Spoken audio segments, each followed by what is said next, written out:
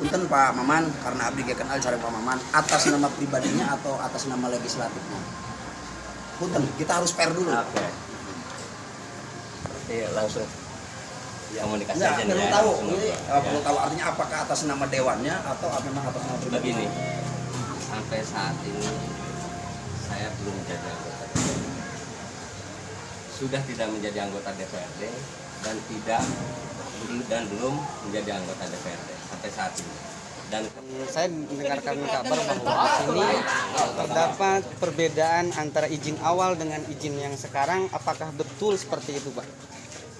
Saya berbicara dengan data yang ada. Mungkin kalau mereka punya data, silakan cross check aja kepada instansi terkait. Gitu. Karena memang kalau berbicara ini izin baru tahun 2020 itu salah. Izin 2020 itu izin pembaharuan. Ketika sekarang udah sistem OSS ya. Iya. Itu aplikasi. Sekarang sebenarnya tinggal dibuka di aplikasi muncul. Kandang sapi punya izin enggak gitu loh.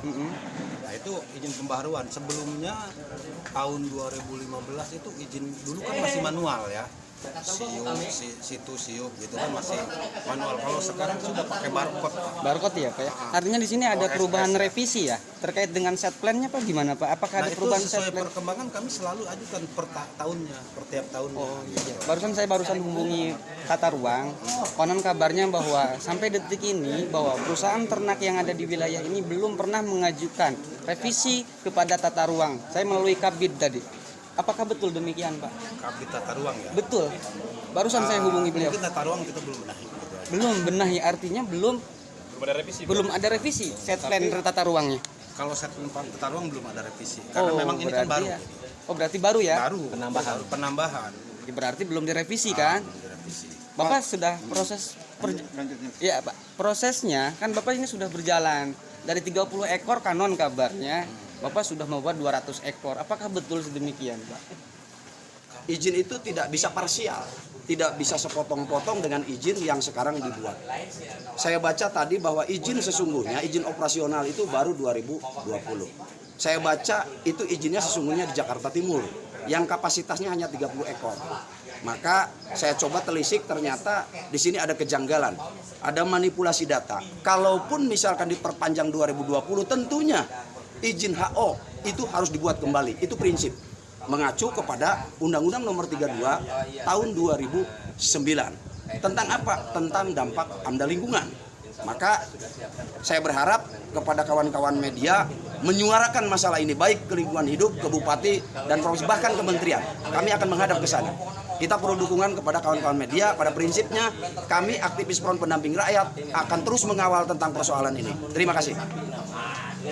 Bang, apabila tuntutan tersebut istilahnya diabaikan oleh mereka nih, Ya. apa yang akan dilakukan lagi, Bang? Kami pemenuhan data, menelisik tentang data, mengumpulkan beberapa fakta, kita akan laporkan persoalan ini kepada pihak penegak hukum. Iya, Pak. Sejak berdirinya bangunan ini, menurut pandangan Bapak sudah berapa bangunan yang sudah berdiri tanpa sepengetahuan? Menurut pandangan saya, ini bangunan didirikan lebih daripada 5 tahun.